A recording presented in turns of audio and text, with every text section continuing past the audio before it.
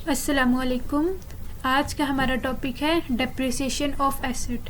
लेकिन topic start करने से पहले मेरी तमाम उन लोगों से रिक्वेस्ट है जो मेरे वीडियोस देखते और सुनते हैं कि मेरे चैनल को ज़्यादा से ज़्यादा सब्सक्राइब कीजिए और ज़्यादा से ज़्यादा शेयर कीजिए ताकि आप लोगों का कोई भी टॉपिक मिस ना हो।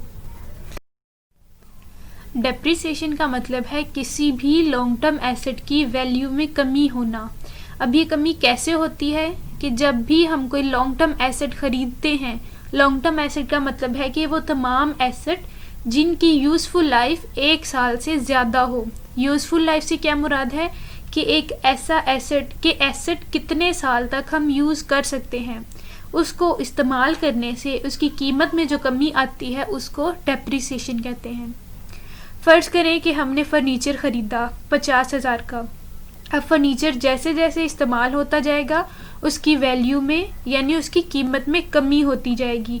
जितना ज़्यादा इस्तेमाल करेंगे उतनी ही ज़्यादा कीमत कम होती जाएगी और एट दी एंड हम स्क्रैप के तौर पर बेच देते हैं। इसी तरह मोबाइल्स के केस में भी होता है कि हम नया मोबाइल लेते हैं और जब जैसे जैसे उसको यूज़ करते जाते हैं उसकी जो कीमत है वो कम होती जाती है और एट दी एंड जब हम उसको सेल करते हैं तो वो हज़ारों के बजाय 100 में सेल होता है।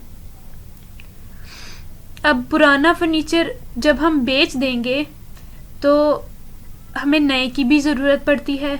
इसी तरह मोबाइल जब हम पुराना बेच देते हैं तो हमें नए की भी ज़रूरत पड़ती है। तो नए के लिए हम पैसे कहाँ से लाएंगे? उसके लिए हम जो फर्नीचर है उसकी डेप्रिसिएशन निकालते हैं। वो कैसे निकालेंगे? उसके लिए फ़र्ज़ करें कि हमने फ़र्नीचर जो था 50,000 का ख़रीदा और उसकी जो यूज़फुल लाइफ है यानी उसकी जो मियाद है कि वो कितने साल तक चलेगा वो है 5 साल। तो हमने 50,000 का ख़रीदा था और जितने साल हमें टाइम बताया गया उतने साल पे उसको तकसीम कर देते हैं। जैसे कि हमने 50,000 का ख़रीदा और 5 साल हमें उसका टाइम बताया गया है तो 50,000 को हम 5 पे तकसीम कर देते हैं यानी डिवाइड कर देते हैं। तो हमारे पास हर महीने की जो डेप्रिसिएशन की अमाउंट है वो निकल आएगी और 50,000 को 5 पे डिवाइड करने से हमारे पास जो मंथली डेप्रिसिएशन निकली वो है 10,000।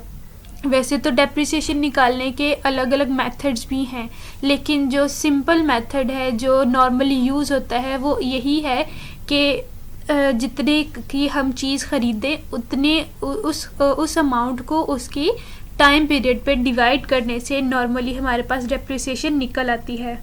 अब हमारे पास जो डेप्रिसिएशन की जो अमाउंट निकली वो है 10,000।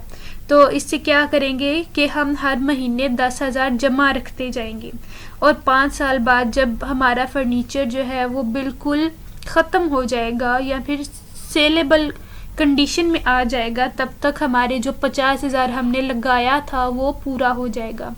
अब अगर नया फर्नीचर ख़रीदना है तो हो सकता है कि कुछ कमी हो पैसों की, तो थोड़े बहुत ही पैसे और ऐड करने पड़ेंगे और हम नया फर्नीचर ख़रीद सकते हैं। ये तो एक जनरल एग्जांपल थी। इसी तरह बिज़नेस में भी ऐसे ही होता है कि जितने भी लॉन्ग टर्म एसेट हैं, बिज़नेस में जो लॉन्ग टर्म एसेट हो सकते हैं वो फर्नीचर है, बिज़नेस की बिल्डिंग होती है, मशीनरी होती है और भी बहुत सारे ऐसे एसेट जिनका जो यूज़फुल लाइफ है वो 1 साल से ज़्यादा की होगी। वो सारे जो हैं वो लॉन्ग टर्म एसेट होंगे और सभी की डेप्रिसिएशन निकाली जाती है। अब डेप्रिसिएशन को जब हम अपनी फाइनेंशियल स्टेटमेंट्स में रिकॉर्ड करते हैं तो हमेशा की तरह हम पहले एंट्रीज पास करते हैं, फिर उनको अकाउंट्स में पोस्ट करते हैं, फिर हम लोग इनका अकाउंटिंग ट्रीटमेंट करते हैं। तो सबसे पहले जो डेप्रिसिएशन की एडजस्टिंग एंट्री होती है वो ये है कि हम डेप्रिसिएशन अकाउंट को डेबिट करते हैं और जिस एसेट की डेप्रिसिएशन निकाली जाती है उसको क्रेडिट कर देते हैं। अब डेप्रिसिएशन अकाउंट को डेबिट इसलिए करते हैं क्योंकि ये एक्सपेंस होता है और एसेट अकाउंट को क्रेडिट इसलिए करते हैं क्योंकि एसेट की वैल्यू में कमी होती है और एसेट की नेचर डेबिट होती है, इंक्रीज़ हो तो उसको डेबिट करते हैं और यहाँ पे इसकी वैल्यू में कमी हो रही है तो इसलिए इसको क्रेडिट कर देंगे। हमारी एग्जाम्पल में हमने फर्नीचर को डिस्कस किया था कि फर्नीचर की हमने मंथली डेप्रिसिएशन निकाली थी 10,000, तो यहाँ पे डेप्रिसिएशन अकाउंट के नाम से 10,000 डेबिट करेंगे। और क्योंकि हम फर्नीचर की डेप्रिसिएशन निकाल रहे हैं तो फर्नीचर अकाउंट को क्रेडिट कर देंगे। अगर फर्नीचर ना होता, कोई मशीनरी होती, कोई बिल्डिंग होती या कोई गाड़ी वगैरह होती, तो हम वो वाला एसेट हम यहाँ पे फर्नीचर की जगह पे लिख देते। अब एडजस्टिंग एंट्रीज़ को वो पास करने के बाद जब हम इनको फाइनेंशियल स्टेटमेंट्स में रिकॉर्ड करते हैं तो वो कैसे रिकॉर्ड किया जाता है कि जो भी डेप्रिसिएशन की अमाउंट होती है उसको हम प्रॉफिट एंड लॉस अकाउंट में लिखते हैं।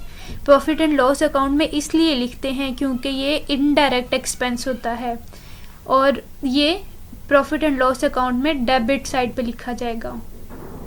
और जो जैसे कि एडजस्टिंग एंट्री के दो इफ़ेक्ट होते हैं, इसका एक effect profit and loss account में होगा और जो दूसरा इफ़ेक्ट है वो एसेट के साथ किया जाएगा बैलेंस शीट में। जिस भी एसेट की डेप्रिसिएशन निकाली जाएगी वहाँ पे जितनी डेप्रिसिएशन निकाली है वो उस अमाउंट को एसेट की टोटल वैल्यू में से माइनस करके फिर हम लोग जब बैलेंसिंग अमाउंट आती है उसको बैलेंस शीट में उस एसेट के सामने उस कॉलम में लिख देते हैं।